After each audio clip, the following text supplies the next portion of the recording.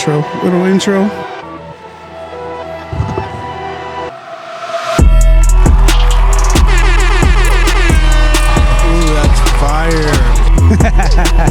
It's fire. Oh shit. Here we go. What is up, everybody? Welcome back to the 956 ABV podcast.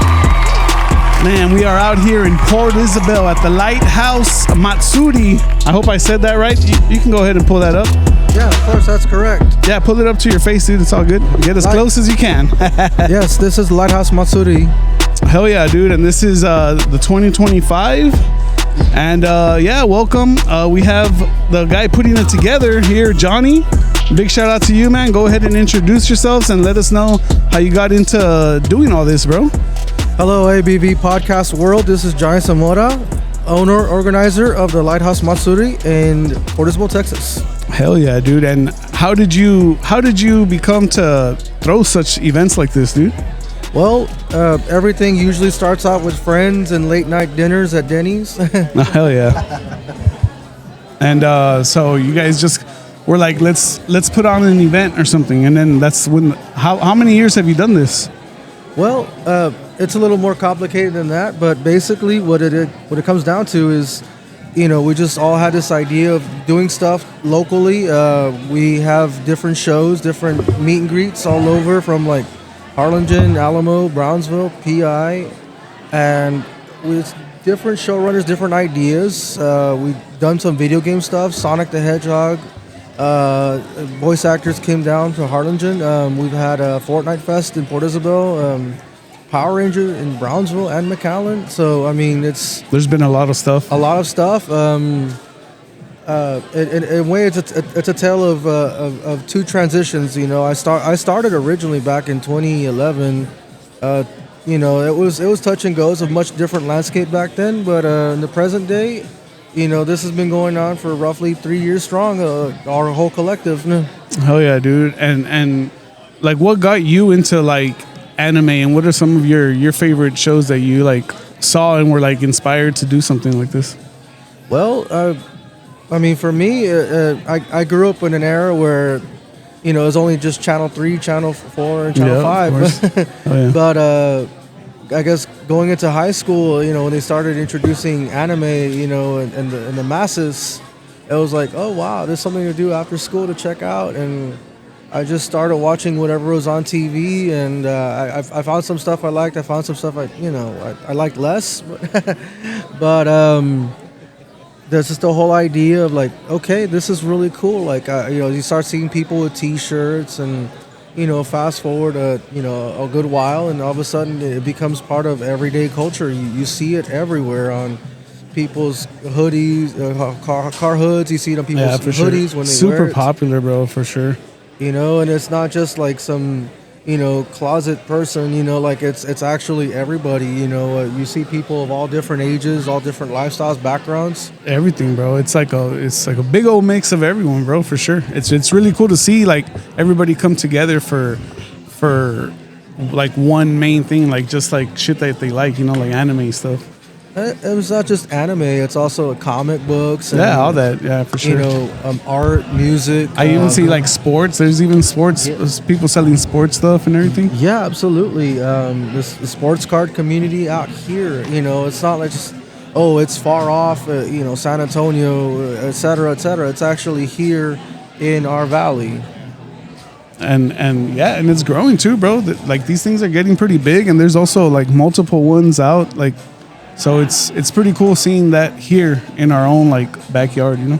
Yeah, especially as I mentioned before, we had Sonic and Knuckles, the voice actors, come down to a car show that we were also a part of, Cars and Cosplay, and a lot of people just kept saying, "Gotta go fast, gotta go fast."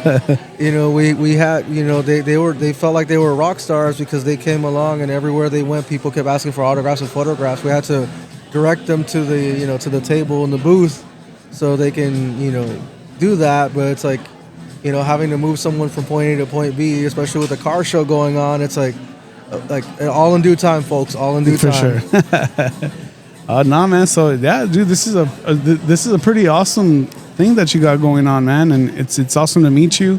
and it's awesome. Just to hear how you started this thing, man. It's pretty cool. Oh yeah, it's always cool to start anything on your own, but it's even better when you have people around you that believe in you and say, hey, let's make it happen. Hell yeah, dude.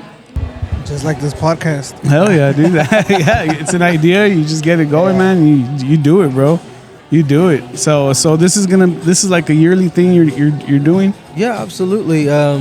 We also have, I guess, other friends and other affiliates we work with that locally that do their own little things. Where sometimes they'll have a meet and greet with certain people. Other times they'll have just events in general, whether it's music or art related, and just come in costume and enjoy the festivities. Hell yeah, dude. Well, shit, man. It's awesome what you're doing, man. It's cool that you're able to bring all these people together, bringing down the voice actors and everyone. And dude, thanks a lot for letting us be a part of this, bro, and having this experience. Oh, no problem. I mean, once again, even working with you all, it's just a community-focused, community-driven, idea that's like, hey, you know what? Let's bring them down. Let's show them what we're all about, and from here on out, you'll find people. I'm sure a lot of your listeners are into this stuff too. Oh, hell yeah, for sure. This guy, dude. Shout out the homie. This guy's a real big into everything, bro. So as I don't know if it's mentioned here on over the airwaves, but we'll actually have some of the guest voice actors that we have on this show coming to this show. Hell yeah. Yeah, dude. Thanks a lot for that, man, for passing that alley-oop. And, dude, like I said, it was nice to meet you, man, and thank you for having us, and it's really awesome what you do, bro. Thank y'all. Y'all have a good one. Thank you so much. Hell yeah, broski. For the community, always. Awesome, dude. Big shout out, Johnny, putting this stuff together, man. It's not an easy task. And I didn't even introduce. I didn't even get to introductions. It was so quick. Yeah. But hey, ooh, that's fire. Yeah, big shout out to Oscar. Ooh, that's fire. Yeah, big shout out to Oscar for coming on, and he's the go-to anime guy from the group. Him and Nate actually. Nah, because I give Nate advice sometimes. Nate knows some shit, but we got a real special guest coming on right now. Super special. Yeah, man, go ahead and get situated. Good headphones. I used to have a pair of these. Awesome. Go ahead and get situated, man. However you feel comfortable with the mic. Well, I've been on a mic for 40 some odd years. That's what I was about to say, man. We got Dale Kelly here, and I was putting up and fake applause too. That's awesome. I feel like I'm on a game show. Hey, we can do a game show, man, if you like. But once again, man, welcome. We are the 956 ABV podcast. We talk to a lot of people here in the Valley and just people that come down and do things like you. And so what brought you out here today, man? Coming down to do the con, meet everybody, hang out in Port Isabel, and another nice trip back to Texas. My second home state. Where are you from? I'm from Nevada. I was born in San Francisco, grew up in Reno. So basically, I'm a Nevadan, but I spent 12 years living here, so Texas is like my second home. Oh, that's awesome! Yeah, I'm actually from Modesto, California. Oh, dude, I worked in Modesto. Yeah, I put a KDJK radio on the air there. Oh no shit, that's awesome. Whenever I was in town too, I always did mornings there. Oh, awesome! And is that how you started with your voices in radio? Yeah, I started in Reno at KOZZ in 1982, I guess, on a bet. Well, yeah. Yeah, I was on a bet. I knew the program director of the station, and we were hanging out one day up in the studio, and he looked at me. He says, "You realize, that this is harder than it looks." I said, "Look, dude, you get paid to be an idiot 5 minutes an hour and play music. I mean, how hard is that?" Well, it turns out it was a lot harder than I thought to do it really and do it well. But yeah, that was about a year and a half later. I got my opportunity to do my first full-time job in Sacramento at KZAB. Oh, okay. All those years ago. That was the Heritage Rock Station there, too. And I gave up a $45,000 a year job as a Porsche parts and service manager for $1,000 a month in radio. No. I just had to do it. I told my family, it's like, look, I got to do this for 2 years. And if if I'm good at it and I'm successful, great. If I'm not, I can always go back to, doing the car business or what have you. And I just kind of never went back. Yeah, you ran with it, bro. Yeah. Like, I mean, you could tell your voice is real. Like it's meant for that. It's made for that. What's funny about it is that if you would have caught me in the morning, you would have heard the narrator's voice as my regular voice. Because when I get up, that's why I got to clear my voice once in a while. When I get up in the morning, I sound just like the friggin' narrator on Dragon Ball Z. And it isn't until like 10, 11 o'clock in the morning that I actually get some tone in my voice. So it wasn't really a stretch to actually do it. It's like, just catch me in the mornings and we got it. Pretty much. I'd get out there by 9, 10 o'clock in the morning and I'd knock it out by like noon or so, and that's when my voice would start changing or I'd get even more raspy. And when did Dragon Ball come into your life? I had been in Dallas by that time. This is the second time I came back to Dallas. First time I came back to run KZW, and I was I did middays there and ran that station. And then I left, and then I came back to open a nightclub down in Deep Ellum called the R&R Revolution in '91. I was there from '91 to '94. Then I opened a recording studio out of Royal in '35. And it was during that period that the Dragon Ball auditions came up. And there was just an ad on the back of the Dallas Observer that said, everybody will tell the same story. All of us that got the original gig, there was an ad on the back of the Dallas Observer on the bottom that said, cartoon show looking for voice talent.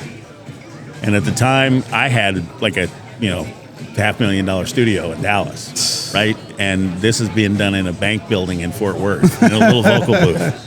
But my mom saw the ad. She was visiting me, and she looked at it and she goes, "Well, why don't you go audition? You do this stuff for a living." So all right. So I went out there, and did you know about like what it was? Oh no, it was just a cold call audition. You went out there. They didn't say what cartoon show it was or anything, and nobody knew what anime was. Yeah. It was like barely started. They're really the first one that kind of opened the door for everybody. So I went out, did the Captain Ginyu audition. Lucky for me, the Ocean dub from what I understand, they only did one Ginyu episode. So I got the freedom to do him however I wanted to. Where a lot of the other actors, they handed them a tape and they said, "Can you sound like this guy? If you can, you got the gig." Because they just wanted to keep it, going smooth. So I did that, got the Ginyu gig, walked out the door, and as I'm leaving, Barry Watson looks at me. He says, "Hey man, when you're in radio, did you ever used to do those drag racing commercials?" I said, "You mean those Sunday? Yeah. You mean those?" I said, "Yeah, all the time. Why?" So they gave me like a paragraph of just description of the show and had me go back in and read it. And then I came out and they offered me the gig as a narrator. And then I turned it down. Oh, you turned it down first? Well, at the time, they weren't paying a lot, okay? And you got to remember, I had a studio that I was running full time. So in order for me to take off work, to go out to go work for them and then come back, I'm losing money, right?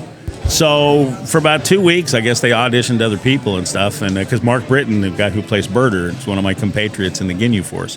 He actually auditioned for the narrator too, but they didn't like anybody like me. So they called me back, and God bless them that they did. I thank God that they did, because they called me up and said, "All right, look, we really want you to audition. Do the narrator. Like, what's it going to take?" So we cut a deal. I got X amount of dollars for coming out and doing as many shows as they had. So about once every week, once every couple of weeks. When I was doing Ginyu, I did like three episodes a day, I think, for, like a couple of weeks. And then narrating on top of that. But once I was just the narrator, then I'm the last guy in line, right? So they get everybody else to do the show. They get all ready to go. And before they go to Cartoon Network, then they'd call me up and go, "Okay, we got a bunch." So I would go out, knock 3, 4 out at the same time, however many they had. Yeah. And so it worked out for both of us. So, so I did that for, I don't know, from, everybody says different, but it's somewhere around episode 50 to the end of the Cell Saga, which I think is almost 200, 196 or something like that. Yeah, something like that. Yeah, so I did most of the show. And then between that and the reruns, you guys heard me for, I think, almost 7 years. So yeah, I kind of like Pavlov's dog. I'm kind of programmed in your heads. No, that's really awesome. And before this voice acting, were you like into acting? Well, I did radio. I was in radio. I did a little television. I used to host the Jerry Lewis telethons and stuff in different markets and stuff. I did it here in Dallas, and I almost ended up hosting the Friday night movies on Fox in Dallas, but I was at a restaurant and I'm sitting there talking to some friends, and somebody heard my voice and recognized me, right? So, you know, it was great and everything, but when you stop and think about it, I always wanted to be an actor and be famous and all this stuff, but I really enjoyed the anonymity of radio. Because it's just you in that booth. Yeah. So if you're an idiot, if you're whatever, you know, nobody's judging you. You're just having a great time. Sure, why do you think I started this podcast? Well, that's the thing. See, you guys know. You're doing this kind of thing, and the feedback you get later on justifies what you're doing. Yeah. But because you're not in front of an audience and stuff, you're able to do whatever you want to do. Oh, yeah. So, and I couldn't read a liner card to save my life. I'm not an announcer. I never was one. I was a character. Now, if you want somebody to read a card that says next week we're going to a concert and it's going to be this, this, and this, that ain't me. But you let me read that card the way I want to, and you're going to be desperate to be there to hang out with the captain. And it's just one of those deals, you know. It's hey man, I'm going to be at the show. If you're not there, then you're nuts, and I'm going to be there, and I got some stuff to give away, you know, that kind of thing. As opposed to next week we have a show doing this and that. I respect all the guys that can do that. God bless them. Just ain't me. You know, I got the attention span of a firefly, you know, and we were laughing about this weekend. I finally figured out who I really am. I'm Brian from Family Guy. It's like, how you doing? And he's like, oh, squirrel. Yeah.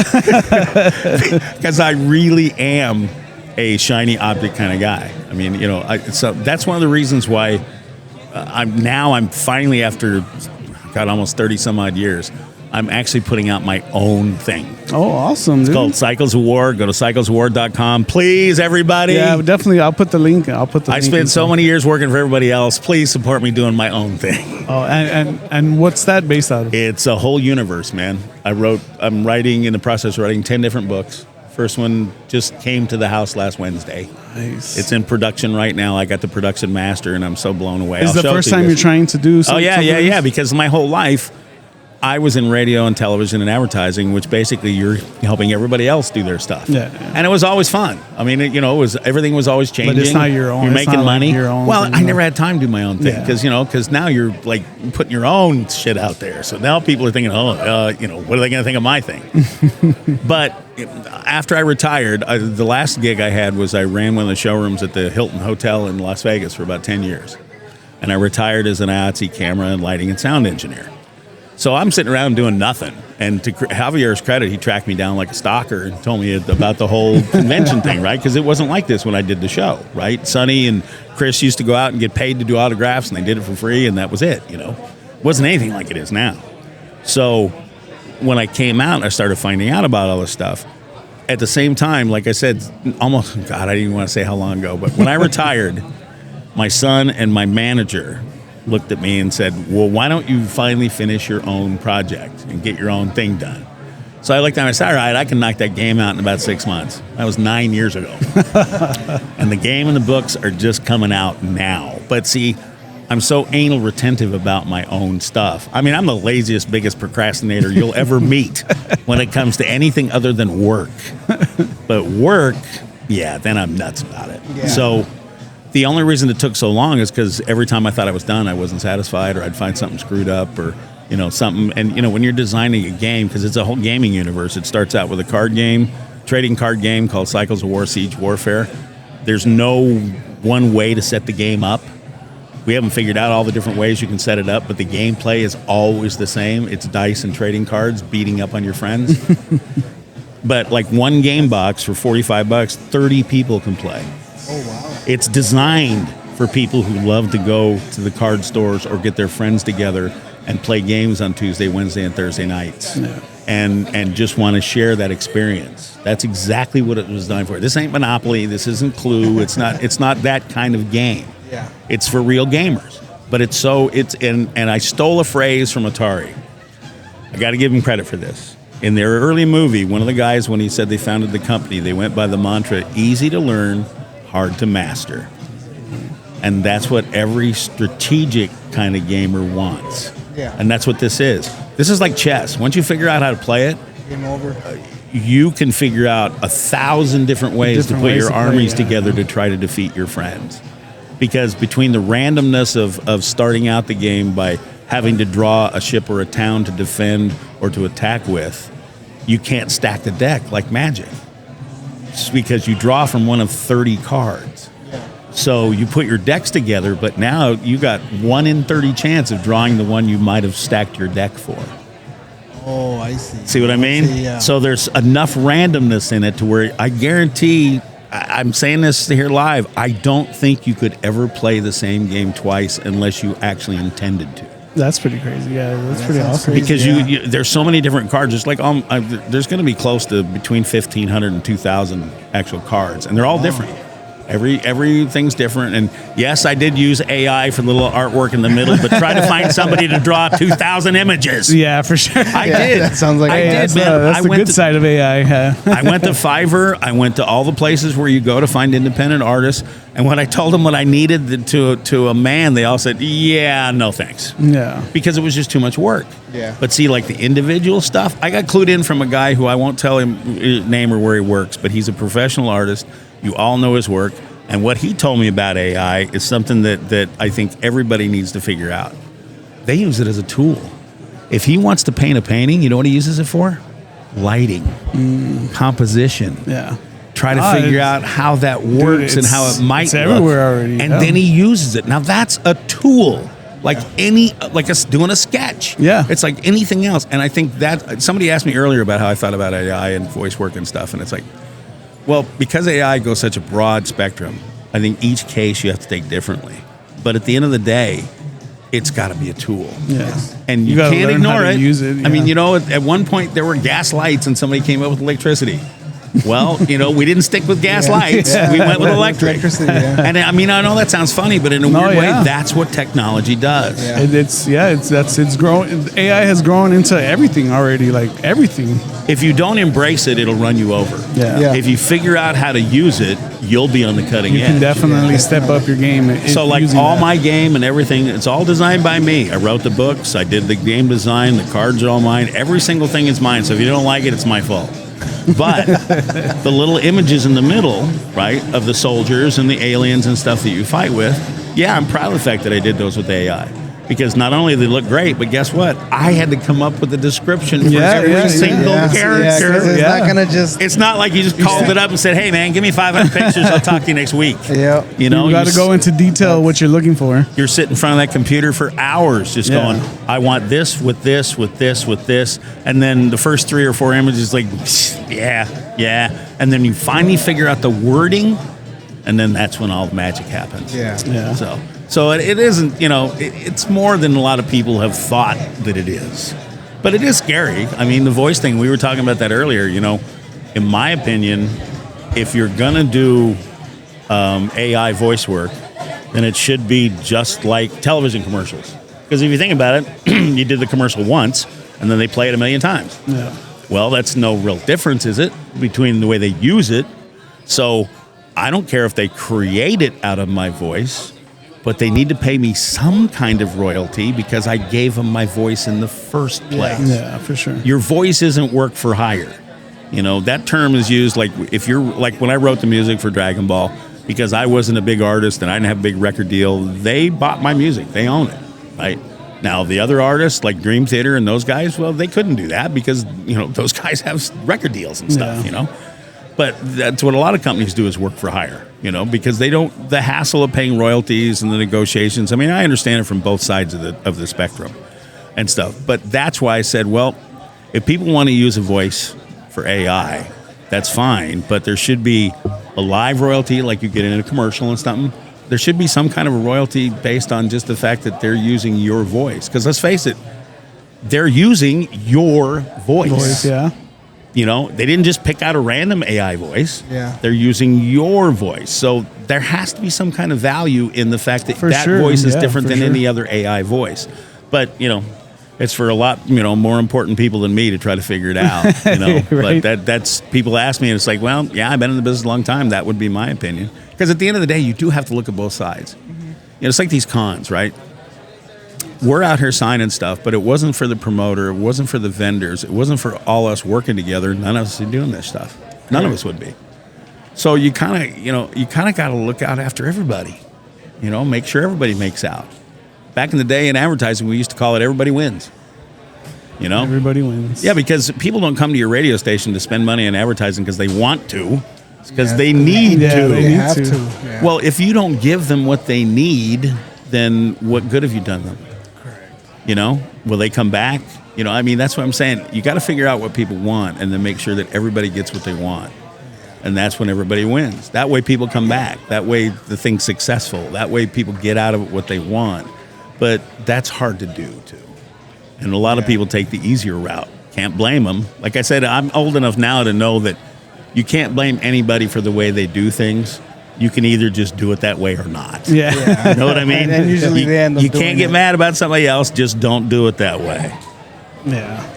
Man. So let me ask you guys a question. Since Yeah, I go for interviewed it. my whole life, why did you decide to get into podcasting, and what got you guys started? I've been a big podcast listener, and so we actually started this podcast as a beer tasting podcast. Oh God, I bet I know where that went more than once. The first year was chaos, bro, and chaos. so we've actually expanded more into just talking, bringing in a whole bunch of different types of people and just talking with them and just learning their experiences and learning what they do.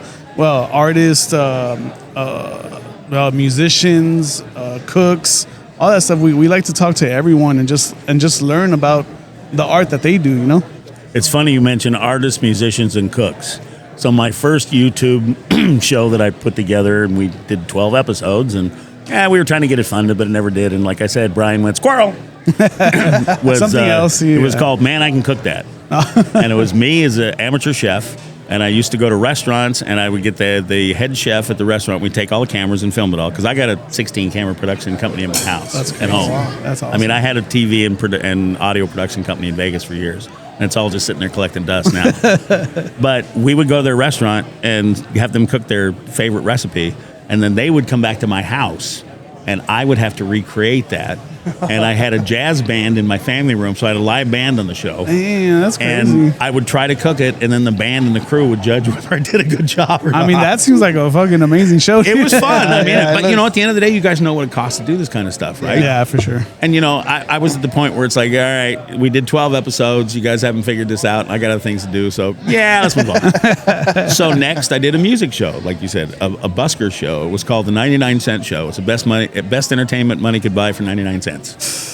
And it was me and one of my one of my old radio buddies doing like a thing like you guys on a split camera. We were doing a split camera, but then we brought in buskers from all over Las Vegas who play on the strip and shit, and we'd give them a chance to come in and play. And I've got a $40,000 LED wall that I used to rent out live. It's set up in my family room where my studio is. So you literally see the video wall behind these guys, right? It looks like a broadcast studio. That's crazy. We did probably 12 episodes of that too. And at one point, a couple of dispensaries were going to sponsor us because, you know, it's still legal in Nevada. Hell yeah. But, you know, it never came to pass. And there again, like I said, all right, fine, I'm done. Because I get tired of paying for stuff, you know? Yeah. I mean, and let's face it, we all grow up with dreams, right? How many people actually get to chase them? Not many. Yeah, And what I have found, and there again, this is nothing on anybody who feels this way, but there's a lot of people who will look at you and go, why you, not me? They resent the fact that they didn't get to chase their dream and you did. Not understanding what you gave up to chase that dream. Yeah, you give up a lot for sure. And they probably wouldn't have done that. Yeah. But that's why when I meet people who do that, it's kind of like, you guys know exactly what I'm talking about. I mean, there were times I was well off and times I was broke as shit when I was doing radio. For sure. But I wouldn't give it up because I was passionate about what I did. Yeah. You know, where other people would have like, yeah, I'll take a real job. Yeah. And I must admit, when I finally I woke up one morning at 4:30 and finally said, you know what? I'm tired of getting up doing this stuff. And I walked away from radio, which I never thought I'd ever do. And even my friend said, what are you doing, man? It's like, dude, I'm tired of getting up at 4:30. I don't want to do this anymore. I'm going to do something else. So I did. That was funny because I got out of radio and then the club and all that stuff in Dallas. And then I did Dragon Ball. And then ended up with a record label through Universal because I own those soundtracks to the Trunks and Bardock movie. To this day, I still really? own. Oh, yeah, that was my payment. Oh, nice. See, you know, I mean, for me doing them, I got the rights to release those. But because of all the crap we went through, they never came out. But I was in negotiations with Universal for a distribution deal.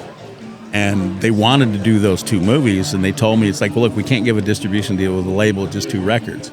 Well, I had this idea for going out and recording live blues festivals around the country and putting out a series called Along the Blues Highway. And I'd done the first year of that idea. So I dropped like 10 CDs on the VP of Universal Legal's desk, and I said, well, this is what I really do. So she laughed at me, and she goes, all right, let me check this out. So 2 weeks later, they called me up and said, hey, all right, we're going to sign you. So they signed me to a distribution deal through Varese Sarabon, which was their soundtrack division. And they would take care of the paperwork and getting me in the catalog and give me the deadlines to get mastered and everything for my records. For sure. And yeah, for 7 years, I had a deal. So I got what I wanted out of the Dragon Ball thing, right? You know, I mean, I've loved to have done the rest of the movies and stuff and been, you know, responsible for that. But, you know, I'm glad of what I did. I had a lot of fun with them. And dude. I'm so proud of those movies to the end. Dude. Everybody asked me, what was your favorite thing in Dragon Ball? So obviously those. You know, I mean, that was a bucket list thing to actually get to score a feature film and stuff and write the music to it. That's awesome. The Bardock movie, that's why everybody likes it. I tell them, it's like, you know, the reason you guys like Bardock better than anybody else is that's the only one of all the Dragon Ball movies that was written like a feature film. Andy and I literally sat in front of that because I couldn't get all the bands that I wanted because of the royalty situation. So we had to write the music. So we literally did just like everybody does for major motion pictures. You sat and watched the movie and you wrote the music to the movie. Yeah.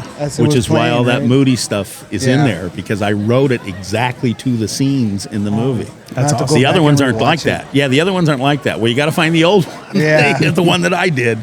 But yeah, you'll notice that when you watch it, because the music changes when it's supposed to. Yeah, not overlapping stuff like, you know, when you're laying in songs and stuff for somebody else. Anyway, you guys better ask me whatever else you want to ask me, because your producer's sitting here winding up for like 5 minutes going, Will you guys get done? Will you guys get done? Nah. And I'm very long-winded, so. I'm totally my own producer, so. Oh, okay. All right, cool. We good, man. We good. I think he's just trying to check your time. Oh. If you're good. It's Sunday, man. You know, on Sundays, Saturdays is crazy because it seems like everybody comes out, man, they're motivated. They know what they want to get. They know what they want to buy and stuff. And on Sundays, man, we laugh about it. We do about half, literally within $1 of about half of what you do on Saturday. Because Sunday, everybody's already spent their money. Yeah. And, you know, I kid everybody. It's like, you know, you got to understand, nobody's bringing their house payment to this. You know, I mean, as much as people do spend money on these things, I mean, you know, come on. You don't want to take their lunch money. So Sundays is real casual. Like, I sell more little trading cards. I buy those trading cards and autograph those and sell them for $20. Now, nobody's going to sell that. They're going to keep it as a keepsake. Yeah. For sure. You know, and most people have an extra $20. Even though they bought the Funkos and done everything else, they still want my signature. It's like, well, here's how you can get it for cheap. You know? And people love that. You know? So, like when kids come up, little kids, if they're with their parents and stuff, I've got a stack of cards I don't sell that I just sign and give away as birthday cards. Oh, that's to awesome. Little That's kids. Nice. That's awesome, dude. It's just a payback for, I mean, I did the show 25 years ago and they're still coming out. Yeah. And still looking up the OGs. It's very impactful, for it's sure. the least I can do for these people, you know? It's just, I'm overwhelmed. I mean, if you got time for a story, I just got this story 2 weeks ago, and half of your audience is going to cry and the other half is going to think I'm making it up. Guy comes up to me on Friday in Vegas and starts telling me him and his brother were fans, and then he goes into the story about his brother got in a car wreck and got put in a coma. And his brother was in a coma for 6 months. And then he proceeds to tell me Dragon Ball Z came on in the room and the doctors were there and your voice woke him up. Oh, wow. What do I say to that? Yeah, I don't think there's anything you could say. What do you say to You're something welcome. like that? You're You know, welcome. I mean, You're welcome. all I can think of there again is like, well, everything I ever went through for anything in my life as far as voice work and acting got paid back in one interview with one guy telling me that. That's awesome, man. Yeah, That's just awesome. freaky That's beyond insane. belief. Yeah, I mean, dude, your voice is powerful. I mean, it's Well, you know, it's weird saying that to somebody in radio because we all think we have good pipes, Oh, and yeah. that's what we are. But when people started calling me an iconic voice, man, I got like real weirded out because, I mean, James Earl Jones and, you know, Casey Kasem and guys like those are iconic voices. But then I figured out something. In the anime world, I'm one of those guys. Yes, you are. God bless you all, because it just freaks me the you-know-what out. But, you know, I mean, half the time these people can bring me to tears just by telling me the stories about, you know, how they listen to me or this or that in the show. And it's just like, inside I'm just thinking, holy God, I can't believe this. You know? It must be. It's very humbling. Crazy. Yeah, for sure. It is. It's sure. nuts because, like I said, you don't experience that when you're doing the show. Mm-hmm. You only experience with the audience. And, you know, there again, this is a lot like doing morning radio remotes. Because, you know, in radio, if you don't have ratings, you don't have a job. Yeah, correct. So your job is to interact with the audience. So for me, this is like riding a bike. You know, this is like old home week. I'm doing the same thing I used to do 30 years ago, only I don't have to deal with the radio station anymore. I can just deal with the fans. Yeah. So that's why I'm doing probably, supporting my new game thing, Cycles of War and everything. I'm going out. I think I'm doing 26 cons so far. Yeah. And then I'm going to do store appearances in between because I'm going out in a motorhome starting in June, I think. So like between cons, I'm gonna start a documentary YouTube show about me coming out of retirement and doing this stuff, and the stores are gonna be able to book me on the road between cons. Oh, that's awesome. So I'll go on after the con on Sunday. I'll say, okay, we're in Dallas. We're headed to Oklahoma City. All right, your turn. I got Tuesdays and Wednesdays available, so let me know, dude. And we'll see what happens. Then I can go do a little signing, you know, during the day, and then do a game night where I teach people how to play Cycles of War at night. Okay. So that's the plan. Busy guy. That's awesome, dude. Yeah, while I'm still healthy and in good shape. You know, give me a couple of years. After that, I'm going to stay home. But right now, I just want to go out and meet people and have a good time and stuff. Yeah. So. Awesome, man. That's awesome. No, I appreciate you taking time and talking to us. I have way too much fun doing this stuff. Like I said, I used to be you guys. I used to do this for a living all the time. And I kind of miss it. You know, I mean, there are times when people have tried to talk me going back into radio. I did it once in 1999 in Vegas for about 6 weeks. And it was me and a computer. Yeah, that ain't radio. You know, there's no CDs. You can't break in. You only talk what you're supposed to say. You have to talk over music, which was sacrilegious in my day. You didn't talk over the ins and outs of songs because people actually wanted to hear those. Yeah. But that's all changed, you know. Plus the fact they don't pay like they used to. I made 6 figures in Dallas. They're not going to play. They're not going to pay that kind of money to do mornings, even to do mornings anymore, unless you're, you know. I mean, if you're Howard Stern or somebody that's still really huge, yeah, you're getting that money. But guess what? You're getting that money because you always got that money. Yeah. If you got on now, you wouldn't make anywhere near that kind of money because they just don't want. You know, there was an old phrase when somebody once told me, it's like, look, if we could get chimpanzees to make the segues and hit the faders, we'd do it. And it's true, you know, in radio. I mean, you probably can now. Well, you know, the thing is, as far as they're concerned, everybody except the production director and the traffic director cost them money. Because the production director makes the commercials and the traffic director makes sure they get on the air. Everybody else costs them money. Yeah. And that's the way they look at it, especially air talent. There was a long time where they didn't think the air talent was important, which is why you don't hear those kind of morning shows and those kind of afternoon drives anymore unless rarely in small markets they'll still have guys doing that. Yeah. But most of the time it's syndicated, it's cut down. They don't do any of the kind of promotional work that we used to do or going out. I only spent 2 days a week in the studio. And now everybody just streams music off their phones too, so nobody listens to the and see, radio that's as the much. problem. The DJ isn't part of the show anymore. Yeah. Back when I was doing it, people listened to us as much as the music because we were funny, we were entertaining, we told them information they didn't have. We were part of the show. And like I said, that's why they didn't want to pay us. Because if you're part of the show, you make more money. Yeah. I mean, look at the guys in the anime world. The higher up you are, the more money you can demand as a guarantee, or the more money you make. I mean, it's just that's the thing about the capitalism part of our business. You know, is it really is supply and demand kind of thing. You know, the trick is knowing where you are in the world. And to that, ladies and gentlemen, thank you for making me your OG narrator. It really does blow me away. Thanks a lot, man. Dale Kelly, you got your new game coming out? Looking for me next time on Cycles of War. Oh, man, dude. That voice is. Dude, can I bother you to sign us off on the 956 ABV podcast? Yeah, but like I told you, by this time of day, it's harder for me to do that. Dude, that was cool what you just did right now. Yeah, and you heard me coughing like crazy doing it. All right, let me do this.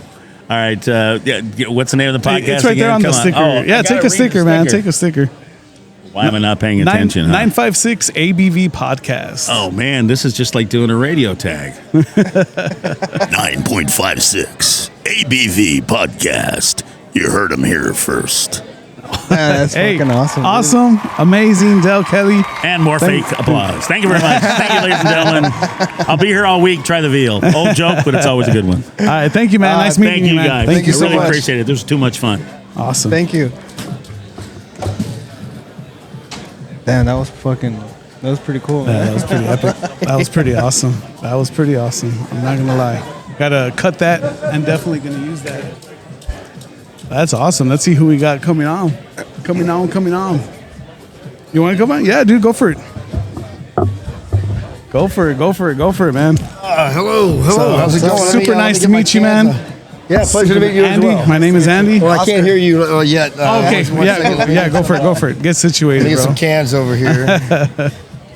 All right, let me see here. Okay, hey. Got it. Nice. Hey, welcome David Eddings to the podcast. Hey, everybody. Here we are at Port Isabel at the Lighthouse Matsuri this time. And welcome to the show, man. Thank you. Thanks a lot for taking some time for to talking with us and talking with everybody that's a fan of you, man. Yes. What? Yeah, there are dude. people out there that actually want to hear anything that I have to say. That's amazing. Amazing, bro. And when I was growing up, everybody was just like, "Shut up!" You know, now people want to hear something. Now they come want to to hear. this. Come to this. I wonder what changed. No, man. But once again, welcome. I'll take my glasses Hey, off. however you want. That's You actually can really bright. Leave them on, bro. Leave them on. It's all good. It's all good. Yeah, dude. So how did you jump into voice acting, man? That's really funny because I have. So I'm an amateur voice actor. I've never been paid. What? Never been paid to lend my voice to any games or even commercials or anything like that. Now, that said, I'm a biz guy. I put like movie deals together and the Funko deals and all the licensing and even came up with the idea to even do something like Tales from the Borderlands, right? With Telltale. So that's what it. But then I would always also lend my voice to my friends' games or my games for free, right? So in the development of Borderlands, if you're talking about like really what people kind of know me for, the development for Borderlands, Matt Armstrong came to me and asked me if I would create a character that would nag the player to finish their missions because they were out leveling their missions, they were getting grayed out, no XP, and they were underpowered when they went to fight the final boss. So we needed to add Claptrap, and he said you could just create whatever personality you want for Claptrap, and so that's how I got to do Claptrap, and then that's That's awesome. TK Baha, yeah. So there you go, yeah. Claptrap's super iconic. I really love Claptrap. You want to hear it? You want to hear it right now? Yo, Okay. that'd be nice. All right. All right. So, what's your name? Oscar. Oscar. What's your name? Andy. Andy and Oscar. Oscar and Andy. Okay. Hello, Oscar and Andy. You'll always be my #1 minions. That's awesome. You can hear it. There's no processing there. That's just me. That's Natural, fucking bro. awesome. Dude, that's so since the beginning of Borderlands, you've been a part of it. Yeah, absolutely. It was really funny. Because it was Claptrap was a late edition. We were writing it on the fly, So Mikey Newman was in the studio with me and Rayson Varner, and we literally had like lines of intent. Like okay, the player, have Claptrap tell the player to go from one place to the other place or go over there or something, and so anyway, what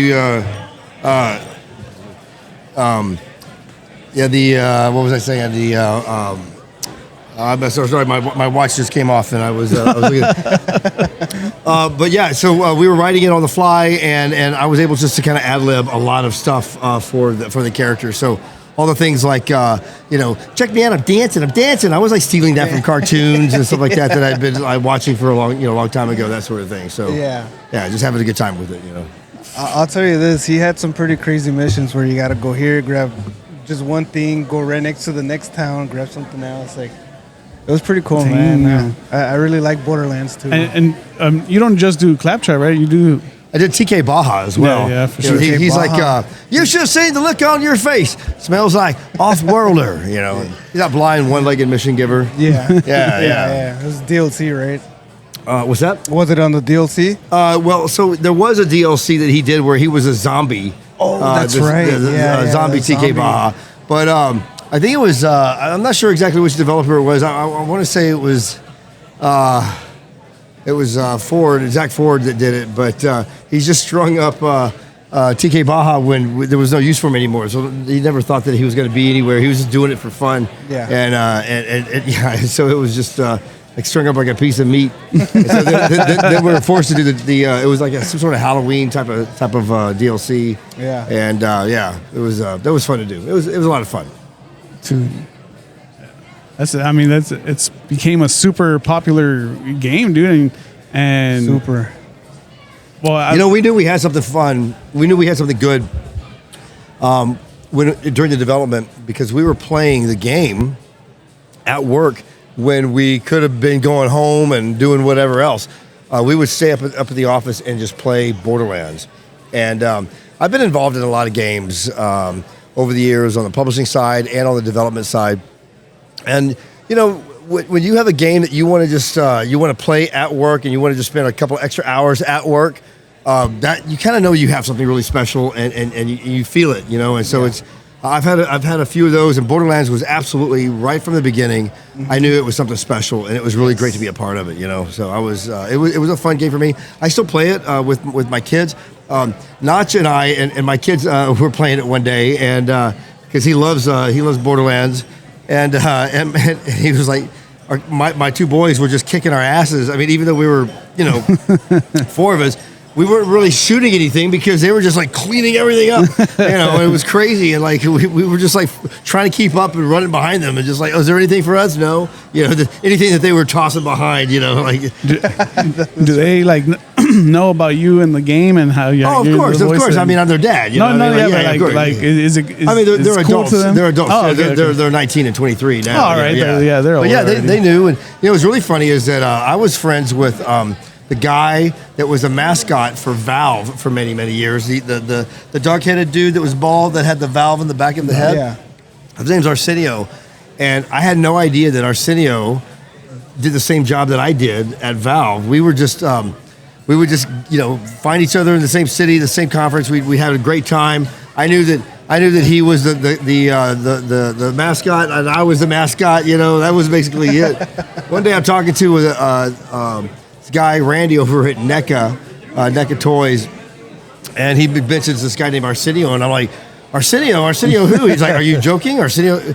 I was like, yeah, Arsenio who? I was like, because there's not a lot of Arsenios, Yeah. And he goes, you're not joking? I'm like, yeah, man, I know an Arsenio. I'm just wondering if it's the same guy. He goes, yes, it's exactly the same guy. I'm like, well, how do you know Arsenio?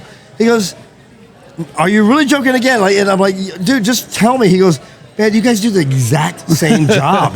You have the same job. And I was like, well, what's the mascot? He's like, no. You do the licensing. So he was an attorney. And he was doing all the licensing deals, and so then we were like, "Oh my God!" We started helping each other out.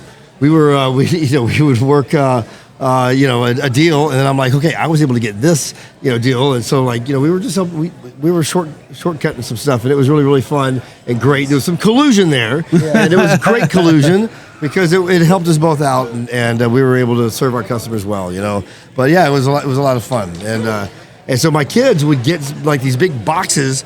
In the neighborhood, because you're asking like, did my kids know? And so Valve would send us just like all this cool swag, Oh, that's awesome. And they would come, and my kids would call like the neighborhood kids.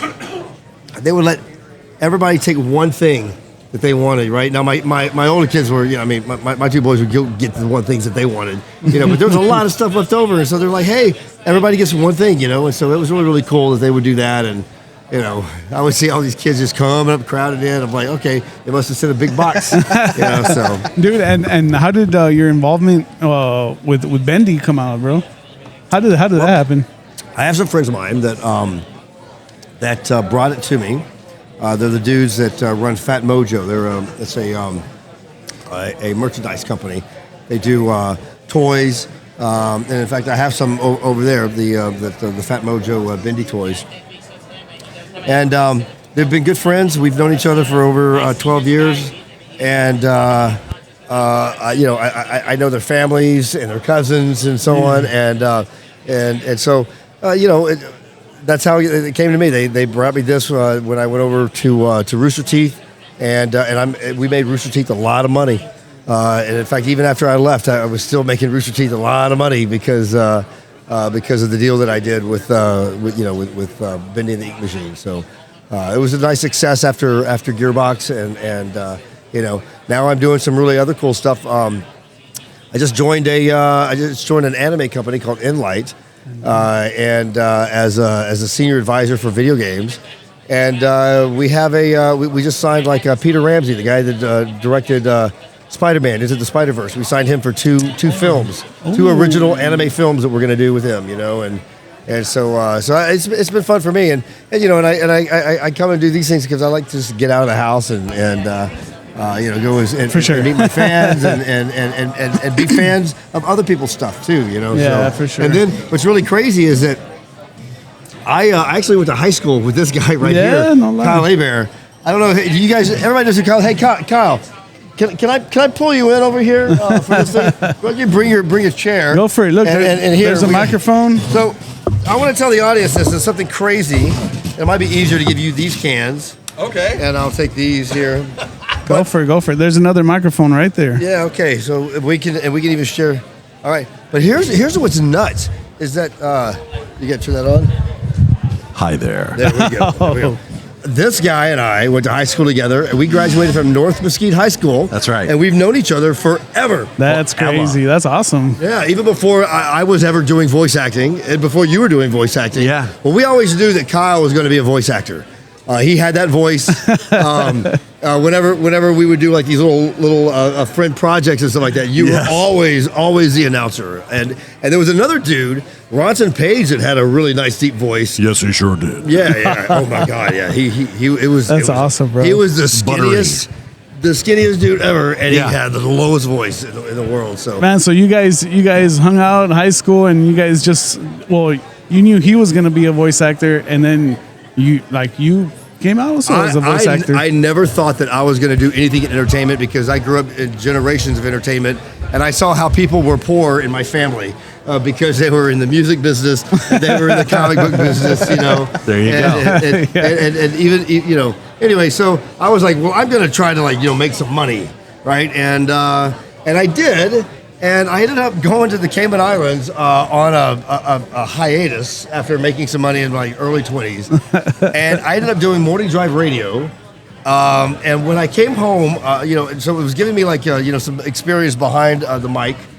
And when I came home from the Cayman Islands, at my welcome home party were my sister's friends, and they had brought some of their friends that they were dating, the guy friends they were dating, and those guys had made Doom. And Duke Nukem 3D, and they were at my welcome home party, and so we started talking, and they're like, man, you seem pretty cool, you should, and I'm like, oh man, I missed out on Doom, I just got back, and they're like, well, here, you don't want to buy Doom, and I got a copy of Quake a week before it came out. It was in so that's how I got in. It was because I never tried to date my sister's friends. Is basically what it was. But they looked at me as an older brother, And man, it paid off in spades. Did you have some involvement with Duke Nukem? I did. Yeah, I worked. Man, I worked at 3D Realms for a long time. I started off at Gathering of Developers, which 3D Realms was part of, as was Epic Games, and we were trying to publish Duke Nukem Forever, and then it wasn't until I was at Gearbox that we published Duke Nukem Forever, but I've been working with them and on that game for 2 decades at the time. And it did come out, but it was. But that's how I know John St. John, and you know John St. John. You've met him. I right? sure do. He was one of the OG Big the Cats in Sonic, right. and I took that role over for him. Well, he said, please, dear God, take it. I hate this role. I go, okay, thank you. And what was how did you get into voice acting? Like what did you do in the beginning? I was a DJ on the radio, and heard about auditions in 2000 with Funimation, which is now Crunchyroll. And it was literally a dream come true. I mean, all my high school friends knew I wanted to do animation voices. Yeah. And then I wanted to be a DJ too. So I got a broadcast degree at University of North Texas right outside Dallas. And that internship turned into a radio job on air. And then being on air, heard about the auditions through coworkers, and it all just worked out. They loved your voice. They're like, all right, this is the guy. Well, I guess they thought I could act. I don't know. It's not just having a good voice. You got to be able to do something. We know you can't now, though, right? No, I sure can't.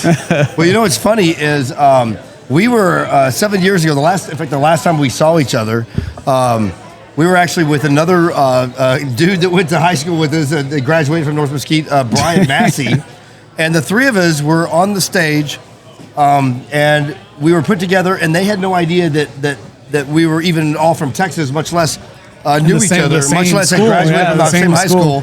And it was really weird. And we were the only three on the panel. And I thought for sure, but no, they had no clue. And that was a lot of fun. But yeah, you know, it's been great. We have a friend of ours, David Maddox, who was kind of the glue, I think, for a lot of that. Sure. Yeah, and he's a director and a producer. He produced a Ghost Story with what was it? The Affleck. Casey Affleck. Yeah, Casey Affleck. Whatever. A big indie darling. But he's always been in Dallas, and he's actually helped out a lot of guys, a lot of guys and gals. You get their foothold in Hollywood, whether they be producers or directors or writers and so on. And yeah, we would do these things a long time ago, like for America's Funniest Home Videos, and Kyle would do the voiceover in the thing, but then Bob Saget would re-record it and speed it up, and it actually made it worse. It was bad. It was bad. I mean, Bob Saget's a funny guy, but he made that worse. Unfortunately, the timing was off there. I see why the Hollywood system is just like, oh man, they just futz with it. They just put their fingers in everything. It's like, just let our vision stand true and pure, and then the trade-off is we got on Funniest Homes videos. That's crazy. We had a budget. That's awesome. There was a budget for this. Like it was a regular thing. It was called Bebo the Mutant Sloth, and it was a sock puppet. It was a sock puppet, with hands and working the feet and it was really, really funny. It was hilarious. Oh, dude! And what are some of your guys' favorite things doing stuff like this? Well. Yeah, go ahead. No, meeting fans, obviously, they come up to you and tell you, what a difference you've been able to make because of the projects you worked on or your performance in something, and that's just icing on the cake. You get to travel to new places, meet these people that make our jobs possible in the first place. So that's one of the biggest perks right there. I also feed off their energy and their unearned adoration. I eat it up. No, it's a little bit weird for me. I never really think that first of all, I'm not a professional technically, and so I never really feel like I kind of feel like I'm just pretending. You know what I mean? But whatever I've done, it's struck a chord with people. And, for sure, man. And there are a lot of Funko Pop vinyls of my character, plus plushies and robots, and that stuff, lunch boxes and stickers and all sorts of nutty things. And Jack Black took your gig, man. Well, what's funny? What's funny is I actually suggested that Jack Black actually do that because I did the movie deal. That was my baby. I'm the one that chose the Arods, Avi and Arya Rod, and I'm the one that picked Lionsgate. I had a friend of mine over there that was working at the time. They both wanted me to. They wanted me to be a Claptrap in the movie, and I'm like, it's never going to happen. I'm not a box office draw. Nobody knows David Eddings, and why would they? And you really want to give it the best chance to succeed.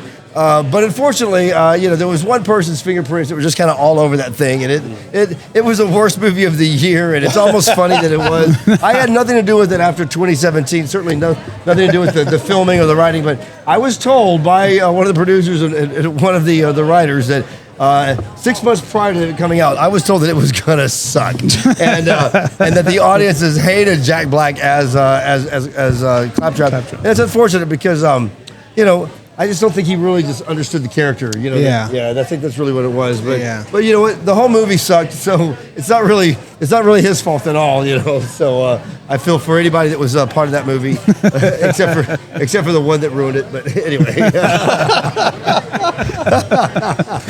Oh man, dude, it's just crazy how like your guys' voices have been like in a whole bunch of different things, and it's just awesome the power of a voice, bro. It's crazy. Right? Small world. The voiceover community. I didn't think I would be working with people I knew in school. I thought I was the only one that was just that focused in that realm. And then, sure enough, you know, some other friends are still on that path, and we're on the convention scene or doing indie films like Brian Massey's doing. And, you know, I'm staying fully entrenched in voiceover in the LA market. And then, you know, we get to reunite on the road. Yeah. That's pretty cool. Nice, seeing friends and seeing people at places like this. Yeah, I bet, dude. You guys go like a couple years without seeing each other. You guys meet up at the right one. Yeah, it's been 7 years, and I that's was hoping he didn't remember loaning me money, but no, he remembered. He remembered. It's that meme from Titanic. It's been 84 years. Well, good luck getting that money back. You know? Cha-ching. So next projects, what you guys got going on? What am I working on? Well, I just wrapped seasons of Bleach and Blue Exorcist, and we just had some new DLC drop for Sparking Zero, so you can now play Beast nice. Gohan, who has a lot more lines in the game than he does on the movie of Superhero, so I'm happy about that. Working on new projects that, of course, I can't talk about NDAs until they drop, but you know, follow me on the socials, at Kyle Hebert, basically everywhere, and when I can talk about them, I'll post it from the mountains and scream like, I'm on this thing. For sure. Well, and I'm putting a lot of my energy into this company, Inlight. It's a nascent anime company. It's got a lot of incredible folks and creators that came from other companies that we know, that we care about, and that we admire. And they're coming and they're doing things with Inlight, and I'm gonna, you know. There's a good possibility that I'll be voicing some of the characters. It might actually be my first paid gig ever, and doing voiceover work because it's a Hollywood system. They have to pay, you know. Which you know, I kind of want to keep my amateur status, but I might let $20 is $20. You know?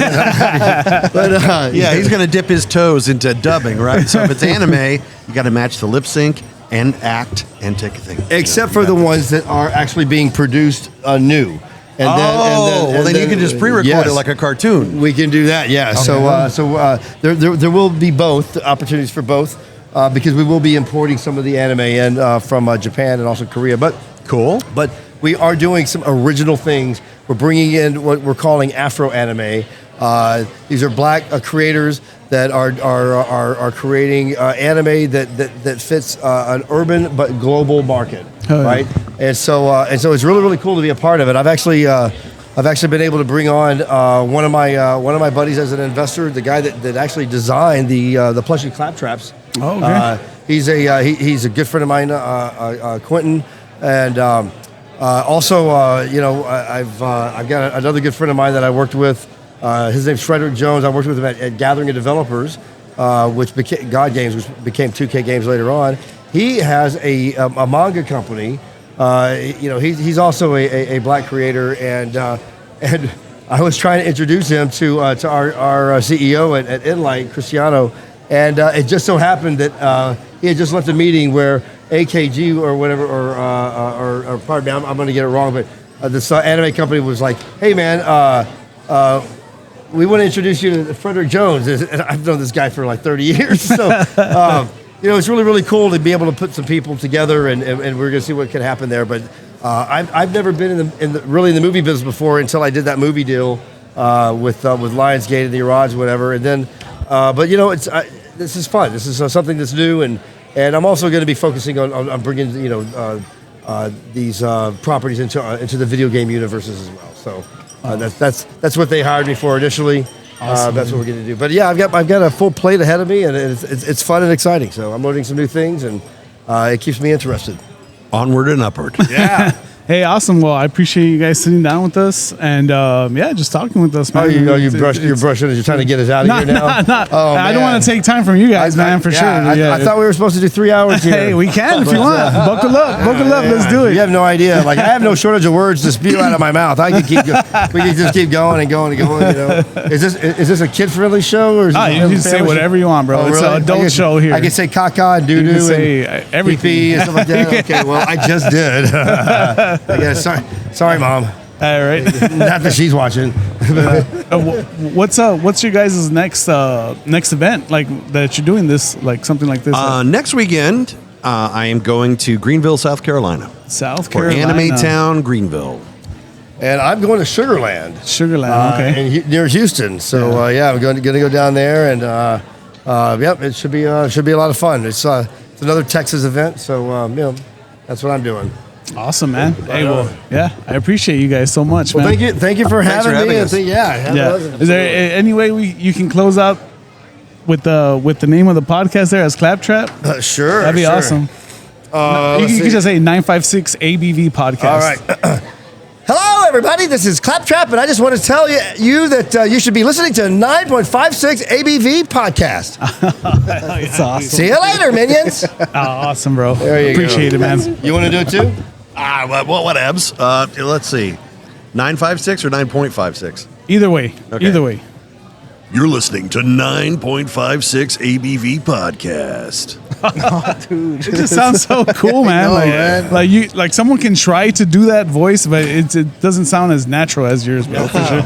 Well, thank you. Crazy, but if you guys want to take a sticker, just so you guys can have a little. I'll take a sticker. Oh yeah, man. Go for it, man. Free swag. Free swag. Now, thanks a lot, guys, for sure. Thank you. Thank you very much. Appreciate it, All right, man. cheers. Nice meeting you guys. All right. All right. See you later. If you ever see me in public, look the other way. I'm kidding. Laters, guys. Oh, man. Damn, that was fucking cool, man. Oh, yeah, bro. Awesome stuff. Now I don't gotta sit next to you anymore. You still can. You can sit on my lap if you want. But it's pretty cool meeting people that do a lot of cool shit like this, man. The voice acting, all the shows they've been on. It's fucking crazy, bro. Because a lot of people won't even recognize them, They recognize the voice, but they, like, if you see him, you'll be like, oh, this is a regular guy, and then it's like, oh no, he does voices for all this shit. And it's like, oh shit, it's fucking crazy. I'm looking up right now at the stuff that he does, man. There's quite a few characters that I know of. For sure. So, yeah, but it's really cool, really awesome. Hello. Oh, I enjoyed it. I'm sorry? Napos, I guess right now we'll fucking take a break, bro. I got to go buy some shit. Hi, I'm a little girl, and no. You can do the whole thing like that if you want. So I'm a Jessica Strauss. He said, introduce yourself. And actually, you do have people living inside of yourself when you're a voice actor that you just have to pull out. Oh, for sure, right? So many different. So many different minds. Yeah, Jessica Strauss. I'm a voiceover artist. And I do actually enjoy playing different types of roles and kids' voices and villains and heroes and whatnot. And what's some of the more popular roles that you have? The most popular role right now is Juri-Han from Street Fighter 6. Most definitely. I've done a ton of video game, and I started my career doing video game and anime. One of the most. I started out lucky. I got Amazon from Diablo 2 at the beginning of my career, and then I continued to do that with Heroes of the Storm. And I also started my career with Blue from Wolf's Rain, which is actually still popular today. And then I have a whole bunch of other roles sandwiched in there. So many different. Oh, that's awesome. Yeah. Though. Like how did you get introduced into like voice? Like, were you a fan of like the shows and stuff? Oh, you mean how did I start as a voiceover actor? Like how did you get into it? Totally by accident. I did not plan it at all. Something that happened. No, I was a theater major. I got a BFA. Okay. And I worked on my craft. I went to Santa Barbara, which is absolutely gorgeous. I love it, UCSB.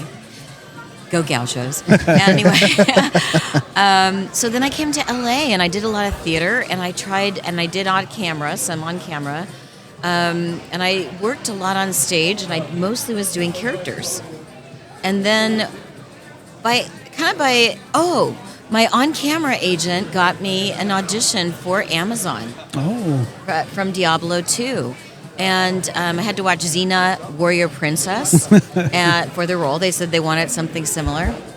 I've got a bad feeling about this. That was when I got to say that right off in my career. So I got kind of lucky at the beginning of my career, and then when I booked that, I got curious. I started to I don't know the exact order, but I did do a commercial demo. Started doing anime. I did. Command and Conquer, Tiberian Sun, which I just booked on my own, which was the computer voice. Yeah, the computer. Initiating global search for Kodiak location. Oh, yeah. Nice. And so that's how I got started. It kind of got like, boom, I did it. But then, of course, you have to keep marketing yourself and getting jobs. It's not always easy. That's how I got into it. That was a long story.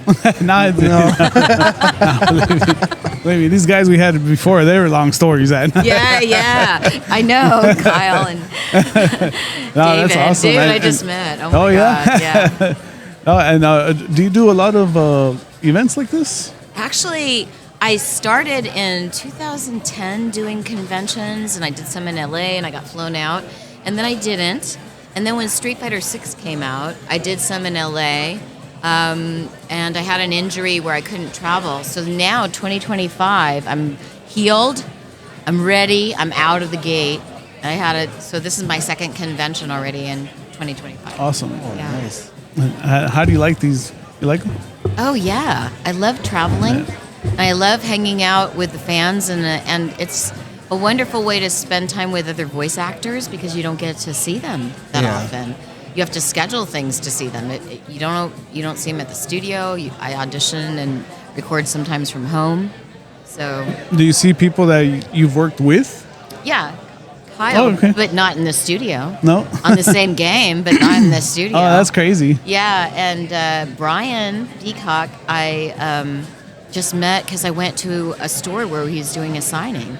And so you do these quick connections, and then it kind of bursts into other things down the road. You know, I was like, I think Brian's here maybe because of me. I'm serious. That's crazy. Yeah, but we only had like a 15-minute conversation. So, yeah. There you go.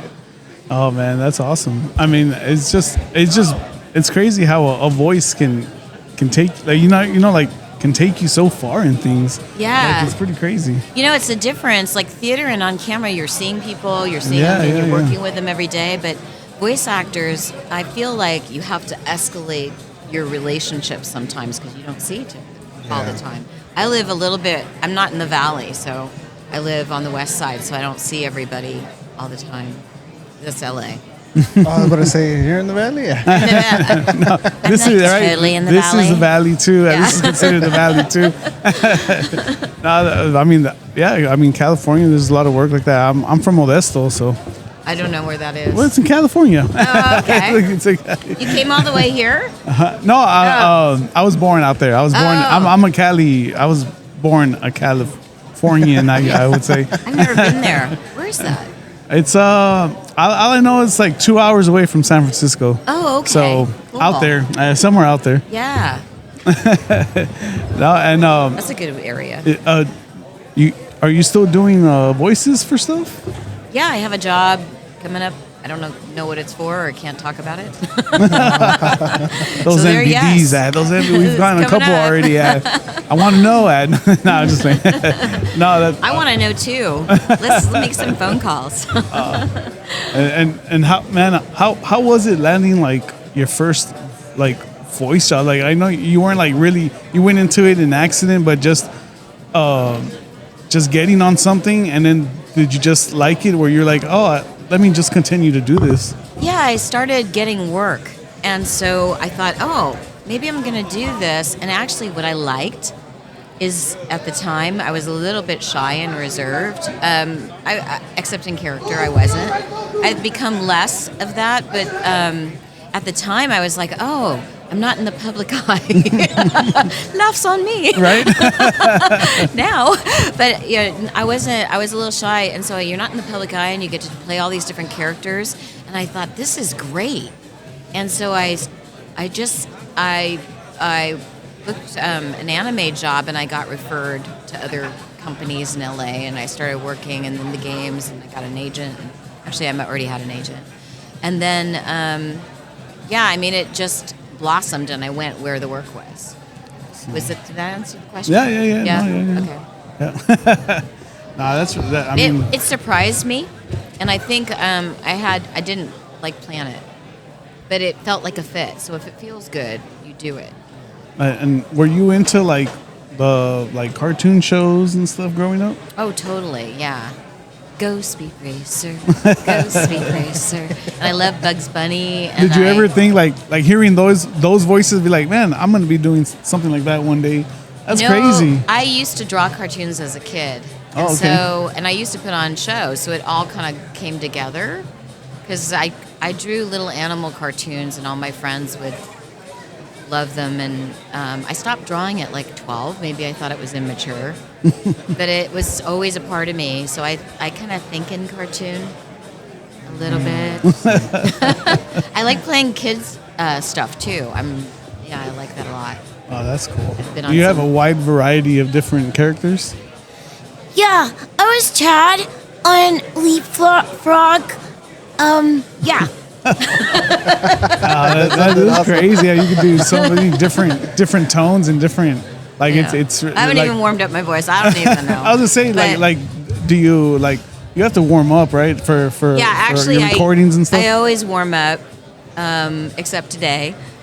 But yeah, if you're carrying a voice for a long time, I have a crazy warm up, especially for Juri, because she's very physical. But I make sure that I warm up. The more you make it like a routine, like working out, so that your voice is resonant for me, and it's effortless, and so you don't have to push it. Okay. That's when you're in character. If you're pushing, sometimes you can't help it because of the scene. But it's better if you don't push. That way, you don't ruin your voice. The vocals. All right. We're gonna sing. Let's go for it. What should we sing? No. I heard vocals. What are we gonna sing? Oh no. So, are you? Have you come to South Texas before? No. This I've only gone through Dallas Airport on trips. So this is my first time doing a convention, and Super South. I South. loved it. On the plane, men were constantly everywhere. They were opening doors. They were asking if I needed help with my suitcase. You don't get that in LA. Oh, everywhere bet. Yeah, they were trying to help me. I thought it was what's going on? I wasn't used to it. And then I was like, oh, you want to open the door and take your bag? And I let him a couple times but I'm not used to it, so I thought it was very nice. Yeah. Yeah, I mean, South Texas is pretty cool. Yeah, they don't do LA. I don't think you get that as much. No, it's pretty. It's more calm, way more calm down here. Yeah, for sure. I felt like I had to curtsy.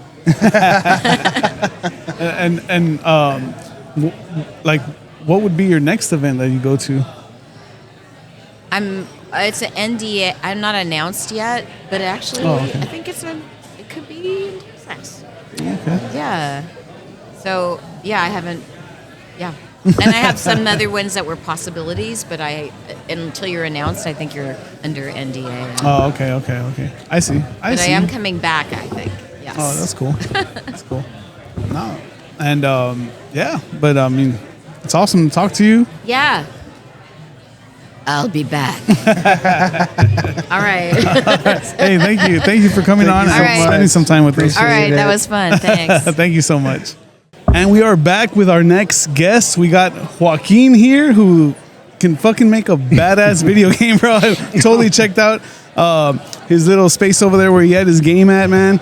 It's pretty cool seeing someone make games like that, bro, out of the valley and shit. And yeah, thanks a lot for coming on, man. Thank you for having me, bro. I appreciate it. Of course, dude. Of course. How did you come up with the idea to make a game, bro? Are you a big gamer? I've been a huge gamer since the Super Nintendo era. I've always wondered what is beyond like the pixels when you first experience like a video game like Super Mario World. Yeah. Remember the first time playing that shit, bro? The first time I cracked the egg and I got Yoshi. I'm like, what is this? Like with the tongue sticking out, and you could eat the Koopas and you could spit out the shells and everything. Yeah, dude. That was crazy. it was fascinating for me to experience as a kid. And as a kid, it also helped me use my imagination to see what is beyond the world of Super Mario. And given that video games, we were able to present stories, and within those stories, we were able to create experiences with other people. Pass down our experiences. And that is the way how I see with video games is beyond the Call of Duty. It's more of a story, like a movie, trying to either teach you something or show you something or something that you want to experience but you're not able to. So that's where I see this whole thing going, and it's what really encouraged me to get into. Yeah, and you were saying you've been working at it for a while, no? I've been working. It's 10 years now, to be honest. Installation 19 has been in development for 10 years. It's using the Unity game engine, and it's been something that has changed me and gave me a detailed insight on the video game industry. So it has really given me a lot of insight on the industry and the process of making a video game. Hell yeah, dude. That's awesome, bro. Because, dude, we play the video games and then you don't even think like how much goes into something like that, dude, goodness. I bet you it's crazy. I bet you, bro. It really is, because there's a lot of hours that really go into it. When you make a video game, you just can't make something and expect for it to work. You have to test it. And then when you test it and it works, you test it again, and you test it again, and you test it again, and you test it again. And then you continue working on your game, and you continue testing it.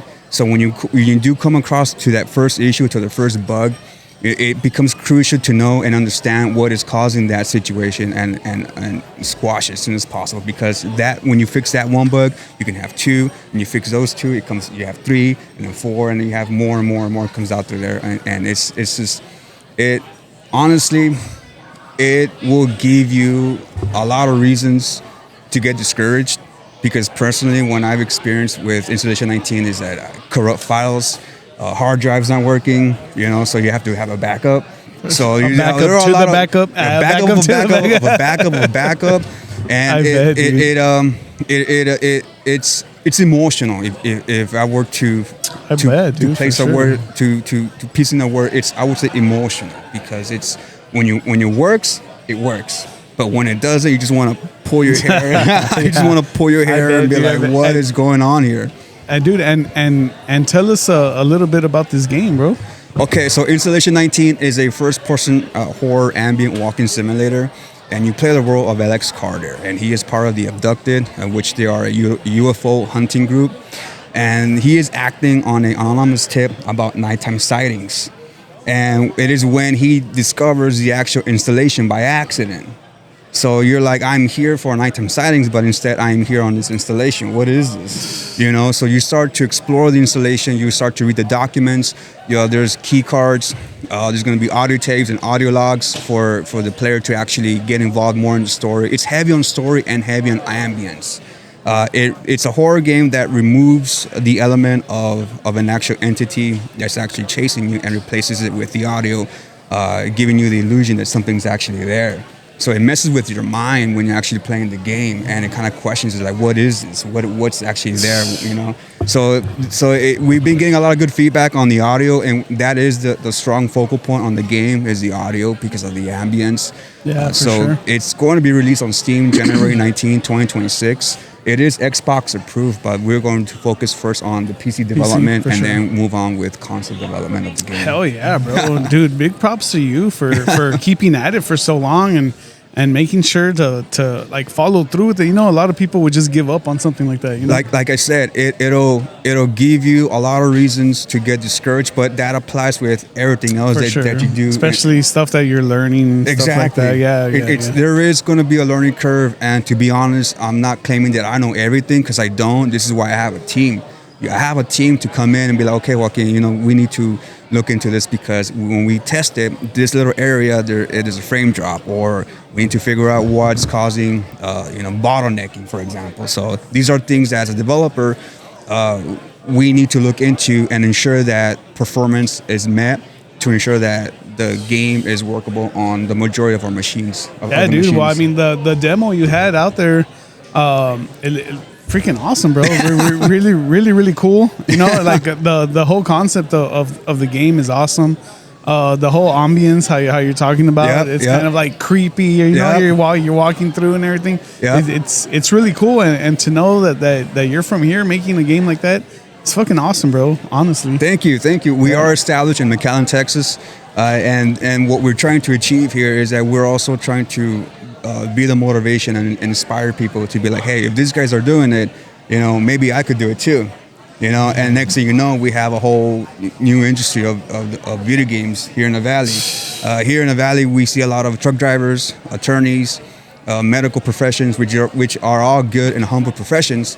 But maybe adding another industry here would really boost up the economy, perhaps. Have more people down here moving from other states. Video games, bro. That's awesome. Bro. That's really, really cool, man. And it's been nice meeting you, bro. And thank you. Yeah. Likewise, man. Likewise.